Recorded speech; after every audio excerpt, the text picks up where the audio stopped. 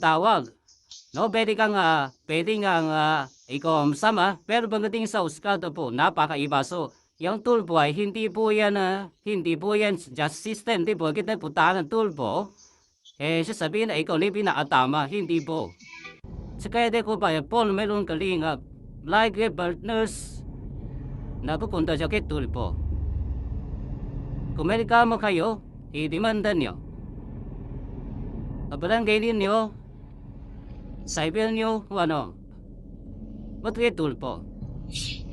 May mga usapin po kayo at kayong may reklamo kayo, patulpo. Okay, pumunta dyan. Sabi ko sa inyo, mas mainam sa tamang ahinsa kayo pumunta.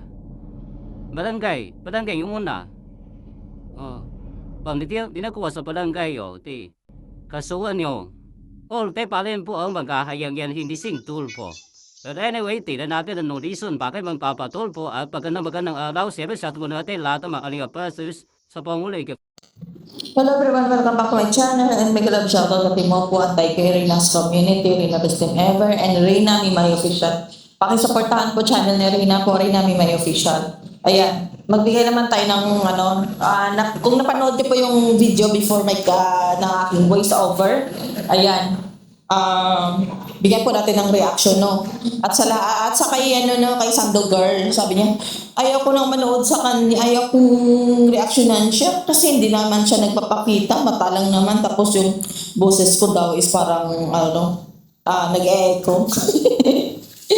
Hindi naman yung boses ko yung re-reactionan mo, girl, eh.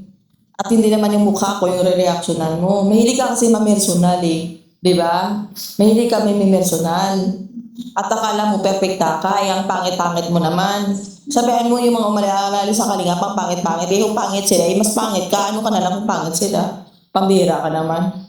Yung reactionan mo, yung pinupunto ko doon at yung sinasabi ko, hindi yung mukha ko, hindi yung boses ko. No. Tulad sa'yo, hindi ko nire-reactionan yung sando mo. Hindi ko nire-reaction yung mukha mo. Kasi, nasasabi ko lang dito, kasi nga, masyado ka kasing pilingira eh, di ba?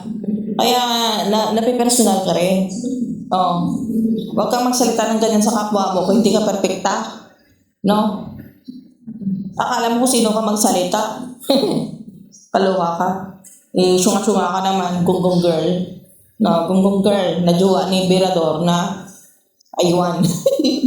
At ito na nga po, punta na tayo dito kay Pastor, ayan. Yan.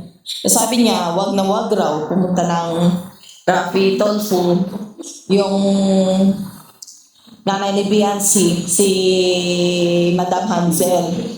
Kasi nga po, hindi daw siya papayag. Or yung Makalinga partners pala, Makalinga partners pala, wala palang siya sinapit na si Mother Hansel doon, no? Kalinga partners. Wag na wag daw pumunta kayo, Tolfo, kasi daw, hindi daw justice system si Tolfo. Yan. At masasabi ko naman dito, choice nila yan eh, kung pinapatawag ba naman ni Tolfo, bakit ba? Si Tolfo naman talaga, hindi siya yung tipo na, na nagbibigay ng hustisya. For your information, never sila nagsabi na si Tolfo ay nagbibigay ng hustisya, justice system, or siya naghahatol, di ba? Ikaw yung karaban, yung nga pinapatawag yung mga tao-tao, mga sino-sino dyan, hindi naman sino ba sila yung karaban, never, hindi tanod, hindi mga barangay, bakit sila nagpapatawag? Mga loser din naman, wala naman sa punto minsan yung mga pinagsasabi, tingnan mo, hindi pa nag-start yung balitaktakan doon. Hindi pa nahatulan, hindi pa nagsasalita yung mga sinasalang doon, humatol na sila na sabi nila, sa side daw sila ni Edo. O di ba, maayos ba yan? Ilalagay ka lang ng taga-hatol dyan, yung mga justice nyo dyan sa, mga, sino ba yung mga hura, yung tawag din sa kanila, hindi ko din ma-distinguish ko anong tawag sa kanila, no? Diba? Kasi kung kayo nga dyan sa Kalingap, mayroon na ganun eh. Kay Tolfo pa kayo. Si Tolfo ko advisor na may mga legal attorney po siya na may bibigay ng tamang information or kaalaman sa mga lumalapit sa kanila. For your information, Pastor, hindi po yun pupunta kay Tolfo para hatulan kayo ni Tolfo or ipapapakulong kayo ni Tolfo. No? Or si Tolfo maghahatol sa inyo. Si Tolfo isang advisor at makatulong sa inyo at magpigay ng abogado, ng tamang abogado at syempre mga connection yun sa ahensya, pwede niya mailapit. Yun yung purpose doon. Bakit po nga pupunta kay Tolfo, no? At kung pinapatawag kayo ni Tolfo is just kung hindi kayo pupunta, pero may consequences yan. Kasi pag tinatawag ka ni Tolfo, dapat harapin mo. As long na, di ba, kung kaya mo, harapin mo para doon pa lang maayos na. Pero kung hindi kayo pupunta, pag pinatawag kayo ni Tolfo, if ever na pupunta doon si Madam Hansel, tapos pinapatawag kayo, yung mga kalinga partners na gusto nyo i-reklamo, pinatawag kayo ni Tolfo, much better na umattend kayo or pupunta kayo. Kasi pag hindi kayo pumunta, itutulungan sa niya ni Tolfo na para i-diretso dahin siya. Yung sabi nga, patapatahin siya. At magbibigay ng abogado. Ng mga lulupit na abogado, di ba? At maglalapit pa sa tamang ahensya para imbestigahan yung community nyo at yung mga reklamo against sa inyo, lalo na yung pagpapadalaktin sa mga minor, lalo na yung mga foundation nyo na walang transparency, lalo na yung mga sponsor dyan na nagsisigaw ng transparency na ini-ignore nyo na. Yun, dyan, pag pumunta kayo Tolfo is makakalkal yan. Yun ang pinaka-advantage pag pumunta kayo Tolfo. Hindi yung si Tolfo maghusga sa inyo na magpapakulong sa inyo. Hindi po. Si Tolfo parang barangay lang din yan. No. At may legal na mga personal na like mga abogado, di ba? Kaya malaking bagay po talaga pag pumunta kay Tolfo. Kasi wala naman kayong kasalanan. Hindi naman kayo dapat matakot. Kahit harapin nyo yan. Bakit kayo matatakot na harapin kay Tolfo? Kung wala naman kung sinasabi yung malinis kayo, di ba? Yung alam, maimbestigahan talaga yung community nyo kasi yun talaga mangyayari. Lalo yung mga kapera-perahan. Kung yung mga yung mga ahensya ng government na malalaking ahensya ng government tiklop na Tolfo kasi iniimbestigahan talaga yan, lalo ng mga pagdating sa mga kapera-perahan o sa mga ginagawa dyan sa mga Indians. Naku, halong katin yan at baka yung ibang nanahimik na mga sponsor, baka lilitaw na naman. Baka may reklamo din sila na yung sinasabi nila na nirereklamo nila, hindi yung pinapansin. Di ba? Diyan kayo mag-ingat. Huwag yung malated si Tolfo. Wala yan si Tolfo. Wala pala wala pala. Di hayaan sila magpa-Tolfo. Di ba? Wala naman pala Yung sinasabi nyo na hindi si Tolfo yung justice system. Ito talaga si Marzano Bansot, sunga-sunga rin Hindi naman sila nagsabi ni Tolfo yung hatol. Si Tolfo is mag-a-assist kasama ng kanyang mga legal person, mga mga abogado, di ba? Kasi sa mag-interview lang abogado nang mag-interview sa'yo at magbigay sa'yo ng tamang information kung anong gagawin mo para para kalabanin kayo dyan. Kung anong gagawin niyo pagdating sa mga legal, di ba? Yun yung Tolfo. At syempre, may kasamang tulong. May i-refer ka niya sa mga kanyang abogado, sa kanyang mga kakilala dyan sa ahensya ng government, like kung sa cyber libel, i-refer ka niya doon sa cybercrime, doon sa Maine, sa Manila. Di ba, hindi lang sa Daet. Pag sa Manila na, patay tayo dyan. O sa cybercrime ng Daet. O kailangan pag patas lahat yan. Walang pangmalakasan dyan. Ito yung mga kapwa niya senador, binapatikos niya. Di ba? Yan yung kagandahan kay Tolfo. Walang bias-bias. Dapat tama. Kasi kung maging tulad ng ginagawa nyo dyan na puro kayo one-sided, tulad ng Karaba, naku, patay tayo dyan. Di ba? Kaya wag kang wala yan. Yung Karaban dyan nga sa Kalimak, meron kayong mga ganun Yung Tolfo pa kaya.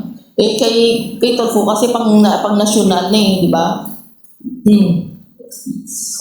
Pang nasyonal na kay Tolfo. Kaya, gumaga nationwide kay Tolfo, dyan, sinyo dyan sa Karaba, pang Kalingap lang. Much better na pupunta sila kay Tolfo, kayo dyan sa Karaba, kaysa dyan sa Karaba na wala naman.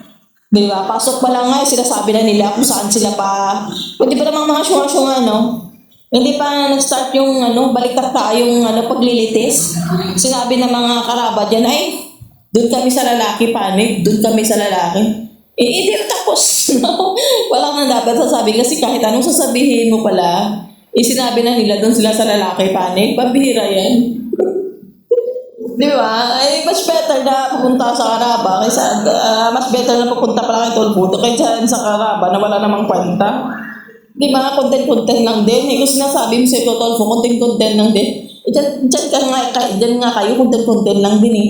Ikaw nga pastor nangingialam ka din sa personal nila na buhay eh. Kung si Darling nga ini-interview mo na hindi wala ka namang karapatan na dapat i-expose mo yung dapat hindi i-expose. Na wala, anong paki mo? Bakit? Ha? May karapatan ka din ba? Na maghimasok sa mga personal nila na problema about kay Duklat? Kung may problema sila kay Duklat, kung sila lumapit sa mga kinakaukulan at si Duklat yung rapi nila, hindi ikaw, sino ka ba? Di ba? Tapos sasabihin mo, sino ba si Tolfo? Ikaw, sino ka din ba? Kung ibang buhay nga, pinapakialaman mo eh. Buhay nga natin Melanie, pinapakialaman mo eh. Dati nga, pinapakalat mo na buntis sa Ate Melanie, sa vlog mo yan, hindi naman pala buntis. Di ba? Pakialamero ka din sa iba sa buhay ng iba. Vlogger ka lang naman, tumutulong ka lang naman gamit yung mga pera ng mga sponsor. Kasama yung mga sponsor dyan. Pero kung makapag-gano ka minsan, makapagasta ka minsan, feeling mo, porque tinutulungan nyo, kayo hindi nadaluyan ng pera ng mga sponsor, akala mo, may karapatan ka na sa mga personal nila na buhay. Saan ba nagsimula yung mga issue na to? Saan nagsimula yung gulo na to? Di ba? Nagpaalam sa inyo na aalis, pero hindi nyo na respeto. Binigyan nyo ng negative na sagot, negative na content. Kasama nyo mga ano mo dyan, mga alipuris mo dyan. Ngayon nagkakagulo, tapos malinis kayo. Kung una pa lang na pinayagan nyo na nagpaalam ng mga umalis, wala na sana kayong puro kuda-kuda dyan. Hindi, tapos na. Paano hindi masasaktan yung tao? Hindi sasagot, binain namin nyo dyan. Binubuli nyo sa live nyo. Kasama yung nagko-comment dyan ng mga lutang-lutang mo ng mga panatiko. Yung mga syunga-syunga mong panatiko. Diba? Kasi gusto nyo, kayo lang magkukuda. Pag sumagot kayo, pag sinagot kayo, hindi nyo matatanggap. Diba? Mga iyakin kasi kayo. Kasama dyan ng mga mga aso mo dyan, tatahol na for content-content lang naman, akala mo may pinaglalaban. Diba?